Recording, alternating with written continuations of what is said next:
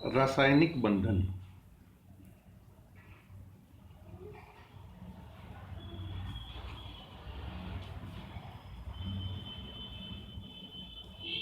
Chemical bonding.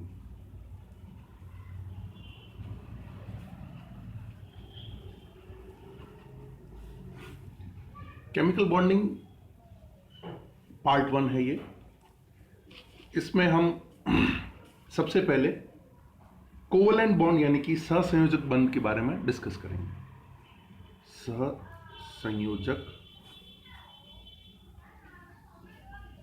बंध यानी कि कोवलेंट बॉन्ड। यद्यपि ये हम बीएससी पार्ट फर्स्ट के लिए डिस्कस कर रहे हैं, फिर भी इसके बारे में 10th, 11th और 12th पिछली तीनों कक्षाओं में हमने थोड़ा थोड़ा जरूर पढ़ा है, पर चूंकि हमारे सिलेबस का पार्ट है इसलिए हमको भी इसको कवर करना है।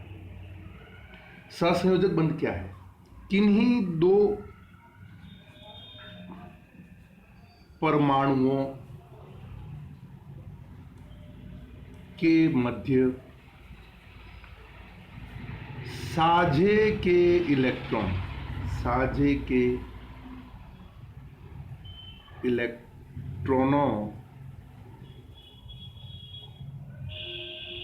का वह युग्म या जोड़ा, जिसको हम इंग्लिश में पेयर कहते हैं, जिस पर दोनों परमाणुओं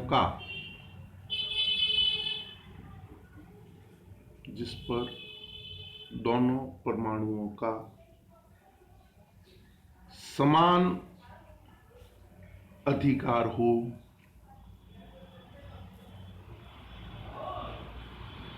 और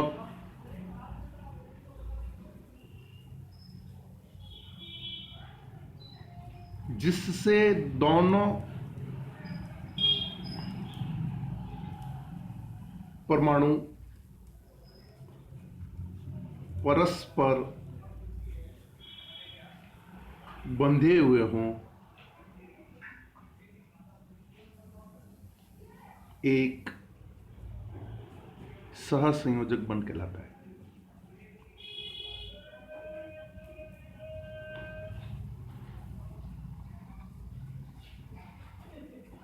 वेरी सिंपल। दो परमाणुओं के मध्य साझे के इलेक्ट्रॉनों का युग्म है। सहसंयोजक बंध क्या है? साझे के इलेक्ट्रॉनों का युग्म है दो परमाणुओं के मध्य, और इन दोनों परमाणुओं पर इस पेयर ऑफ इलेक्ट्रॉन पर समान अधिकार होता है, और दोनों के दोनों परमाणु इस पेयर ऑफ इलेक्ट्रॉन की वजह से एक दूसरे से बंधे हुए हैं। उसको हम सहसंयोजक बंध कहते हैं। इसे हम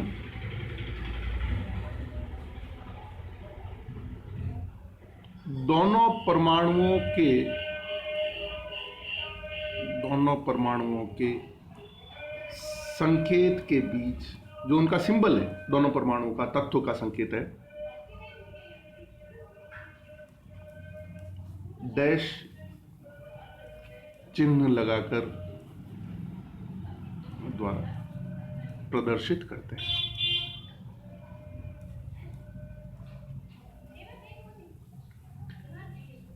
उदाहरणार्थ,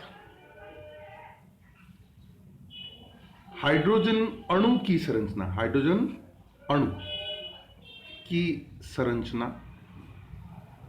मैंने शब्द कहा है हाइड्रोजन अणु की संरचना सहसंयोजक बंध के आधार पर निम्न प्रकार से प्रदर्शित करते हैं या किया जा सकता है। संरचना को निम्न प्रकार से प्रदर्शित किया जा सकता है। ये हाइड्रोजन का ये इलेक्ट्रॉन, ये हाइड्रोजन का दूसरा परमाणु, ये इसका इलेक्ट्रॉन, तो ये हो गया हाइड्रोजन डैश हाइड्रोजन, या आपका हाइड्रोजन अणु। इसी तरह ये हाइड्रोजन का एक इलेक्ट्रॉन, ये क्लोरीन के 7 इलेक्ट्रॉन, 2 2 4 2 6 और ये 7वां इलेक्ट्रॉन। ये एक इलेक्ट्रॉन हाइड्रोजन का, ये एक इलेक्ट्रॉन क्लोरीन का, यानी कि दोनों परमाणुओं का समान अधिकार है। तो ये दोनों परमाणुओं का समान अधिकार हो गया, ये आपके, ठीक, ये हो गया आपका HCl।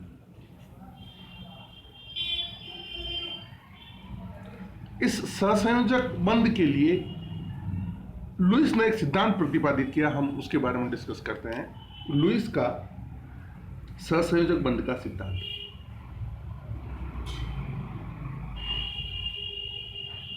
बंध का लुईस सिद्धांत। लुईस क्या कहता है?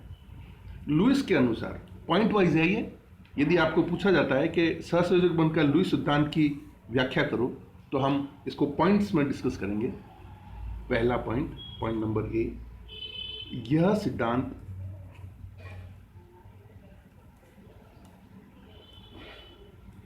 अष्टक नियम पर आधारित है। अष्टक नियम पर आधारित है, जिसके अनुसार, अष्टक नियम क्या कहता है? जिसके अनुसार प्रत्येक परमाणु, जिसके अनुसार प्रत्येक परमाणु अपने बाह्यतम कोश में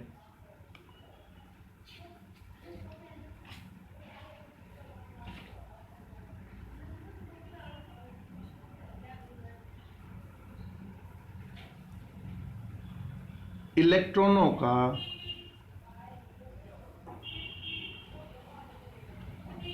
अष्टक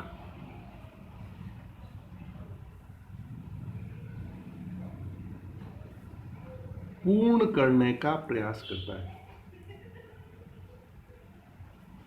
point number 1, each atom, according to octet rule, each atom try to complete octet in its outermost cell.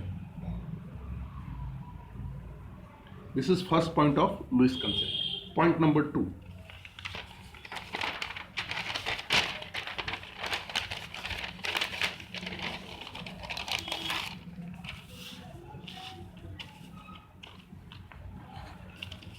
We are discussing Lewis concept. इसमें अभी हमने कहा अष्टक पूर्ण करने का प्रयास करता है, तो हाइड्रोजन और हीलियम में तो अष्टक पूर्ण होगा नहीं, इसलिए क्या कहा, इसमें हाइड्रोजन व लिथियम, हाइड्रोजन और लिथियम परमाणु अपवाद हैं, एक्सेप्शन हैं। तो उनमें क्या पूरा होता है? उनमें द्विपूर्ण होता है, अपवाद होते हैं, जो कि हीलियम के समान, हीलियम एक स्थायी नोबल आदर्श गैस है जिसका इलेक्ट्रॉनिक कॉन्फ़िगरेशन 1s2 है, जो कि हीलियम के समान, इसलिए हाइड्रोजन और लिथियम क्या चाहते हैं कि हीलियम के समान उनका इलेक्ट्रॉनिक कॉन्फ़िगरेशन हो जाए, हीलियम के समान विन्यास, इलेक्ट्रॉनिक कॉन्फ़िगरेशन। इलेक्ट्रॉनिक विन्यास से मतलब इलेक्ट्रॉनिक कॉन्फ़िगरेशन है, इलेक्ट्रॉनिक अभिविन्यास है, 1s2 ग्रहण करते हैं। This is point number 2, Lewis सहसंयोजक बंध की व्याख्या कैसे करता है। फिर लुईस कहता है थर्ड पॉइंट में, अर्थात चूंकि ये किसके इक्विवेलेंट हो गया? हीलियम के इक्विवेलेंट हो गया। तो हीलियम क्या है? इनर्ट गैस है। तो जितने भी तत्व हैं वो क्या चाहते हैं कि उनका इलेक्ट्रॉनिक कॉन्फ़िगरेशन जो है वो इनर्ट गैस के इक्विवेलेंट हो जाए। इसको वो कैसे कहता है? अर्थात प्रत्येक परमाणु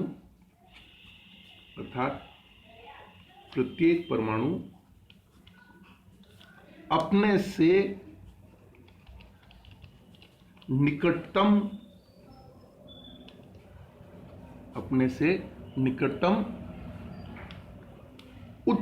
उत्कृष्ट गैस, आइडियल गैस है ना, इनर्ट गैस भी कहते हैं, उन उत्कृष्ट गैस विन्यास से या तात्पर्य इलेक्ट्रॉनिक कॉन्फ़िगरेशन है, विन्यास ग्रहण करने की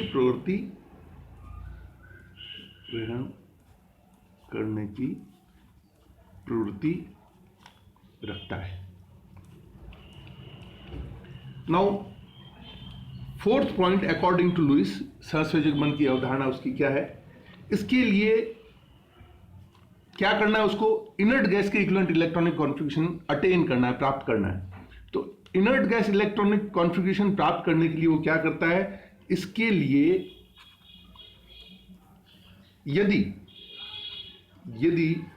इलेक्ट्रॉन्स का स्थानांतरण द्वारा, इलेक्ट्रॉन्स के स्थानांतरण, ट्रांसफर ऑफ इलेक्ट्रॉन, स्थानांतरण द्वारा आयन बनने की संभावना, आयन बनने या बनाने की संभावना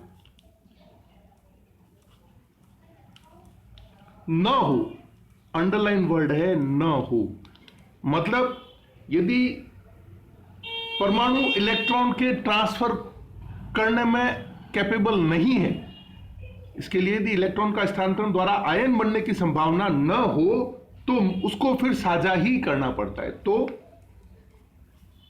वे साझे के द्वारा साझे द्वारा उत्कृष्ट गैस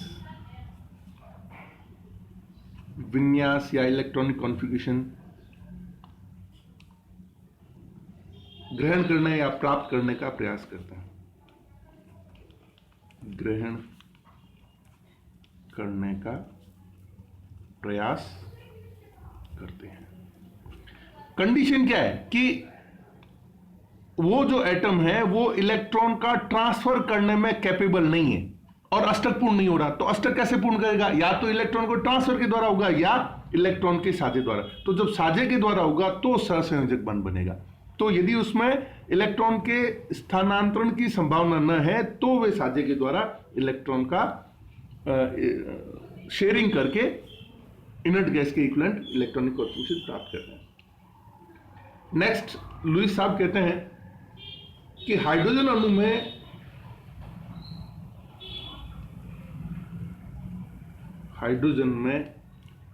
प्रत्येक हाइड्रोजन परमाणु साझे के इलेक्ट्रॉन के द्वारा, साझे द्वारा हीलियम विन्यास या इलेक्ट्रॉनिक कॉन्फ़िगरेशन प्राप्त करता है या ग्रहण करता है।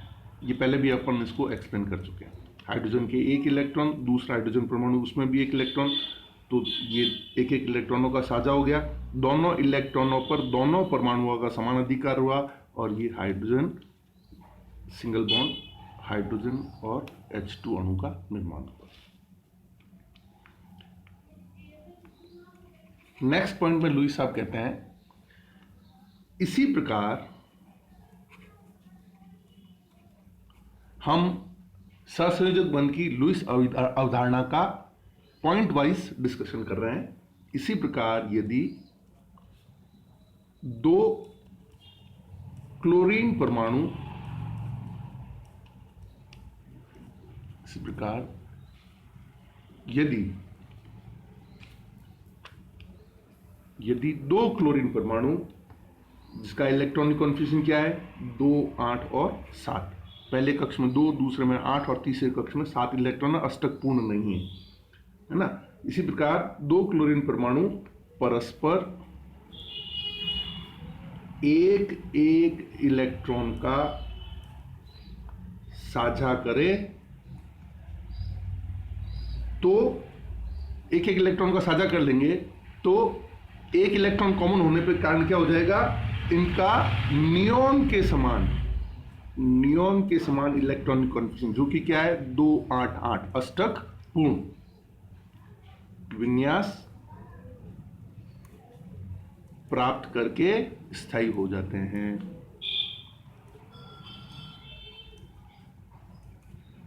कैसे? देखो, ये क्लोरीन का परमाणु, इसके ये 1, 2, 3, 4, 5, 6 और ये 7वां, ये 7वां इलेक्ट्रॉन, ये 7 इलेक्ट्रॉन और ये वो उसका 7वां इलेक्ट्रॉन। ये क्लोरीन का दूसरा परमाणु, इसका भी ये 7वां इलेक्ट्रॉन बाह्यतम कक्ष का है ना, आउटर मोस्ट सेल का, और ये बाकी के इसके बाह्यतम कक्ष के 6 इलेक्ट्रॉन और ये सब। तो एक एक इलेक्ट्रॉन का साझा कर लिया तो इस क्लोरीन परमाणु का भी अष्टक पूर्ण हो गया और इस क्लोरीन परमाणुओं का भी अष्टक पूर्ण हो गया, क्योंकि इन दोनों इलेक्ट्रॉनों पे इस क्लोरीन का भी अधिकार होगा, उतना ही अधिकार इस क्लोरीन का हो गया, तो ये क्या कहलाएगा? साझा, शेयरिंग ऑफ इलेक्ट्रॉन। तो इस तरह से क्लोरीन और क्लोरीन के बीच में एक सिंगल बॉन्ड बन गया, ठीक है। और ये बाकी के इसके 6 इलेक्ट्रॉन, 2 2 4, या क्रॉस से व्यक्त करो, कोई फर्क नहीं पड़ता उससे, ठीक है। सो इस प्रकार जो है वो हम क्या पढ़ रहे हैं? लुईस कंसेप्ट को मैंने आपको जैसा कि पहले कहा, हम पॉइंट्स में डिस्कस कर रहे हैं। पहला पॉइंट अष्टक नियम पर आधारित है, दूसरा हाइड्रोजन हीलियम एक्सेप्शन है, हाइड्रोजन लिथियम एक्सेप्शन है, क्योंकि वो हीलियम के इक्विवेलेंट इलेक्ट्रॉन प्राप्त करते हैं, उनका द्विक पूर्ण होता है, और चूंकि वो हीलियम के इक्विवेलेंट आते हैं, तो इससे एक कंक्लूजन ये निकलता है कि हर एक परमाणु नियरेस्ट इनर्ट गैस के इक्विवेलेंट इलेक्ट्रॉन कॉन्फिगरेशन अटेन करना चाहता है, और यदि उसमें इलेक्ट्रॉन ट्रांसफर की संभावना नहीं है तो फिर वो इलेक्ट्रॉनों का साझा करता है। इलेक्ट्रॉनों के साझे के आधार पर हमने आपको हाइड्रोजन अणु किस प्रकार बनता है, क्लोरीन अणु किस प्रकार बनता है, ये 2 चीज समझाई। और नेक्स्ट पॉइंट में लुईस साहब कहते हैं कि परमाणु जरूरी नहीं है कि एक इलेक्ट्रॉन का ही साझा करे, 2 और 3 इलेक्ट्रॉनों का भी आपस में साझा कर सकते हैं। तो परमाणु 2 अथवा 3 इलेक्ट्रॉनों की पूर्ति भी, यदि मान लो अष्टक में 2 इलेक्ट्रॉन कम पड़ रहे हैं या 3 इलेक्ट्रॉन कम पड़ रहे हैं, तो 2 या 3 इलेक्ट्रॉनों की पूर्ति भी साझे के इलेक्ट्रॉनों द्वारा कर सकते हैं। किसकी पूर्ति करनी है? 2 अथवा 3 इलेक्ट्रॉनों की कमी की पूर्ति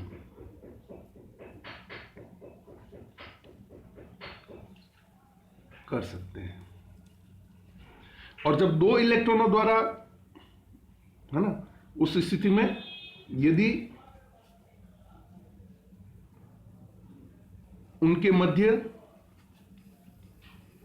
2 परमाणुओं के मध्य, उनका का मतलब यहां तात्पर्य परमाणु है,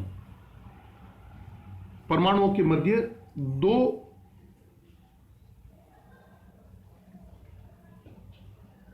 इलेक्ट्रॉनों की आपस में 2 इलेक्ट्रॉन की शेयरिंग हो, उनके मध्य 2 इलेक्ट्रॉनों का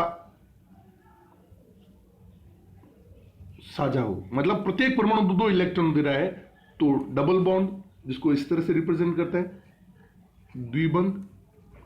और यदि 3 इलेक्ट्रॉनों का साझा हो तो ट्रिपल बॉन्ड द्वारा प्रदर्शित करते हैं। उनके मध्य 2 इलेक्ट्रॉन का आपस में 2 इलेक्ट्रॉनों का साझा हो तो द्विबंध के द्वारा, और यदि 3 इलेक्ट्रॉनों का साझा हो तो त्रिबंध द्वारा प्रदर्शित करते। कैसे? देखो, ये ऑक्सीजन का परमाणु, इसके अंदर ये 1 2 3 4 5 और 6 इलेक्ट्रॉन, ठीक है। यही ऑक्सीजन का दूसरा परमाणु। अष्टक में कितने इलेक्ट्रॉन कम है? 2 इलेक्ट्रॉन कम है। ये 1 2 3 4 5 6, ये 2 इलेक्ट्रॉनों का साझा हुआ। अष्टक पूर्ण करने के लिए कितने इलेक्ट्रॉन चाहिए? इस ऑक्सीजन को भी 2 इलेक्ट्रॉन चाहिए, इस ऑक्सीजन को भी 2 इलेक्ट्रॉन चाहिए, तो 2 इलेक्ट्रॉनों का साझा हुआ। और अब इन चारों इलेक्ट्रॉनों पर दोनों ऑक्सीजन परमाणुओं का समान अधिकार होगा। हम इन 4 इलेक्ट्रॉन को 2 पेयर्स ऑफ इलेक्ट्रॉन कहते हैं। और जब 2 इलेक्ट्रॉनों का प्रत्येक परमाणु द्वारा साझे के लिए संयोग किया जाता है तो इनके बीच में क्या बनता है? डबल बॉन्ड बनता है, ठीक है। तो ये हो गया आपके, और इसमें 2 इलेक्ट्रॉनों का साझा होगा और बाकी के 4 इलेक्ट्रॉन प्रत्येक परमाणु इनके पास में स्वतंत्र रहेंगे। 1 2 3 4 1 2 3 4। So this is your O2 oxygen अणु। ठीक इसी प्रकार नाइट्रोजन के परमाणु के अंदर कुल 5 इलेक्ट्रॉन होते हैं, 1 2 3 4 और 5। यही अष्टक पूर्ण करने के लिए कितने इलेक्ट्रॉन की जरूरत है? 3 इलेक्ट्रॉन की जरूरत है। ये नाइट्रोजन का दूसरा परमाणु, इसके भी आउटर मोस्ट शेल में कितने इलेक्ट्रॉन है? अंतिम कक्ष में 5 इलेक्ट्रॉन, तो इसको भी 3 इलेक्ट्रॉन की जरूरत है, इसको भी 3 इलेक्ट्रॉन की जरूरत है। तो दोनों परमाणु क्या करते हैं, 3-3 इलेक्ट्रॉनों का साझा कर लेते हैं, और ये जो अष्टक बना, ये नाइट्रोजन के जो 8 आउटर मोस्ट सेल है उसमें 8 इलेक्ट्रॉन हो गए, और इसी प्रकार इस नाइट्रोजन के भी आउटर मोस्ट सेल में 8 इलेक्ट्रॉन पूरे हो गए। तो साझा कितने इलेक्ट्रॉनों का हुआ, 3-3 इलेक्ट्रॉनों का हुआ। जब 3-3 इलेक्ट्रॉनों का साझा होता है तो ट्रिपल बॉन्ड बनता है, और ये बाकी के इसके 2-2 इलेक्ट्रॉन। तो इस प्रकार यदि परमाणु 1-1 इलेक्ट्रॉन का साझा करे तो सिंगल बॉन्ड, 2-2 इलेक्ट्रॉनों का साझा करे तो डबल बॉन्ड, और 3-3 इलेक्ट्रॉनों का साझा करे 2 परमाणुओं के बीच, ना यहाँ पे 2 परमाणुओं के बीच की स्थिति है, ठीक है, तो ट्रिपल बॉन्ड बनता है। नेक्स्ट पॉइंट में लुईस साहब कहते हैं सहसंयोजकता में साझे द्वारा इलेक्ट्रॉनों का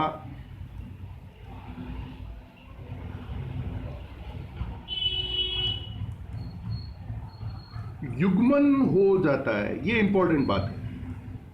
अभी तक तो हम खाली यही कह रहे थे कि जरूरत पूरा करने के लिए इलेक्ट्रॉनों का साझा करते हैं, खाली साझा करते नहीं है, साझे के बाद में वो पेयर बन जाते हैं, युग्मन हो जाता है।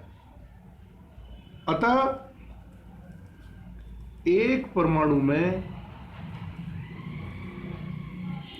जितने अयुग्मित इलेक्ट्रॉन होते हैं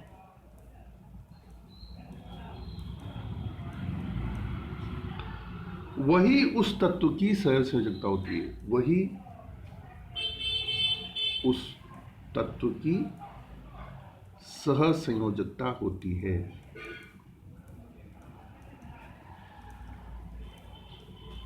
क्या मतलब कि भाई जितने पेयर्ड हैं उनको तो पेयर बनाने की जरूरत नहीं है, और जितने अनपेयर्ड हैं, अयुग्मित इलेक्ट्रॉन है, वो क्या करते हैं, वो पेयर बनाते हैं इलेक्ट्रॉनों के साझे से। तो जितने पेयर बनाएंगे दूसरे परमाणु से इलेक्ट्रॉन लेके, उतनी उसकी कोवैलेंसी होगी, सहसंयोजकता होगी। नेक्स्ट पॉइंट, उसको एक्सप्लेन करने के लिए, ये जो अपन ने एग्जांपल लिया, यहां ऑक्सीजन की 2, ये तो क्लोरीन वाले में HCl में क्लोरीन की 1 है, ऑक्सीजन की 2 है, नाइट्रोजन की 3 है ना, इसमें 2-2 और 3-3 बॉन्ड बना। तो ऊपर के जो उदाहरण अपन देखे उसमें क्या दिखे, उपयुक्त उदाहरण में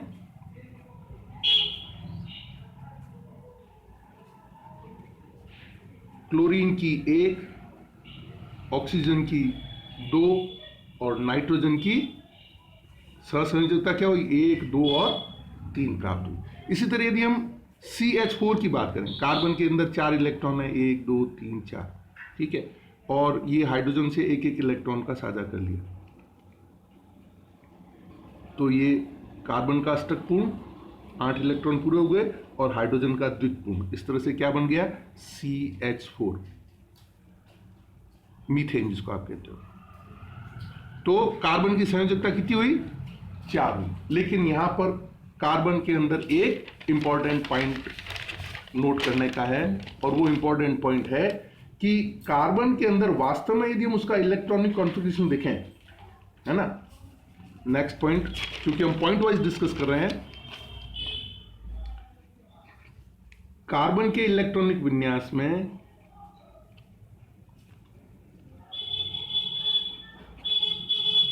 कार्बन का इलेक्ट्रॉनिक विन्यास क्या है, 1s2 2s2 2px1 2py1 और 2pz0। This is the electronic configuration of carbon. तो उसके हिसाब से तो इसमें अयुग्मित इलेक्ट्रॉन कितने, 1 और 1 2, तो 2 ही सहसंयोजक बनने चाहिए, लेकिन नहीं। लुईस इसका एक्सप्लेनेशन क्या देता है, लुईस के अनुसार कार्बन के इलेक्ट्रॉनिक विन्यास के आधार पर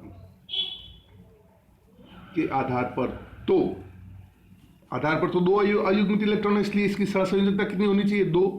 तो अयुग्मित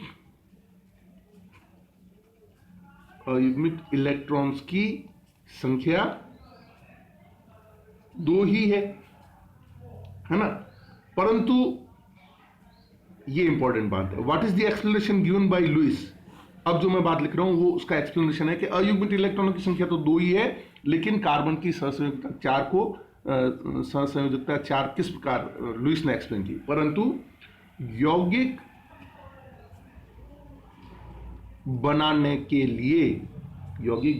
लिए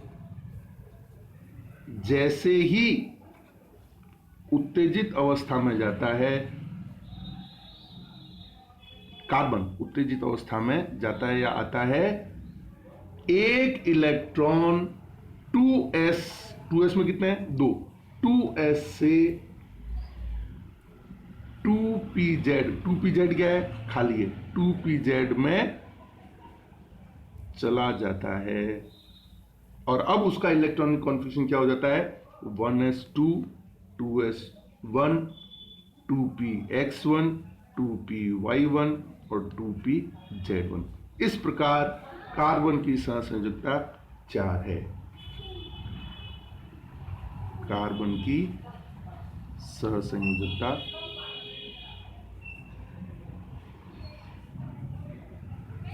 4 है। So this is all about Lewis concept of covalent bond, which I have explained in points। ठीक है, वापस रिपीट करने की जरूरत नहीं है। अब इसकी कमियां या सीमाएं, limitations of Lewis concept. Lewis ने जो भी कंसेप्ट दिया उसमें अयुग्मित इलेक्ट्रॉनों का बहुत इंपॉर्टेंट रोल था, लेकिन कई ऐसे यौगिक ज्ञात हैं जिनमें कि अभी भी अणु बनने के बावजूद भी उसमें अयुग्मित इलेक्ट्रॉन है। तो ऐसे अनेक स्थायी यौगिक ज्ञात हैं जिनके केंद्रीय परमाणु का इलेक्ट्रॉनिक विन्यास निकटतम उत्कृष्ट गैस जैसा नहीं होता है ना। जैसे एग्जांपल देखें, नाइट्रोजन ये 3, ये डबल बॉन्ड ऑक्सीजन के साथ में, ये ऑक्सीजन के 4, 2 2 4 2 6 2 8 8 इसका ऑक्सीजन का तो अष्टक पूर्ण हो गया, लेकिन नाइट्रोजन के 2 1 3 और 2 5 और 2 7। नाइट्रोजन के आउटर मोस्ट में तो 7 इलेक्ट्रॉन है, ऑक्सीजन के 8 है। तो NO is the example in which the nitrogen का जो है in which nitrogen has not completed its octet. ठीक है, तो सीमाएं में क्या है, ऐसे स्थायी यौगिक हैं, स्थायी यौगिक ज्ञात हैं जिनमें अष्टक पूर्ण नहीं होता। मैंने एग्जांपल आपके सामने कोट किया NO का।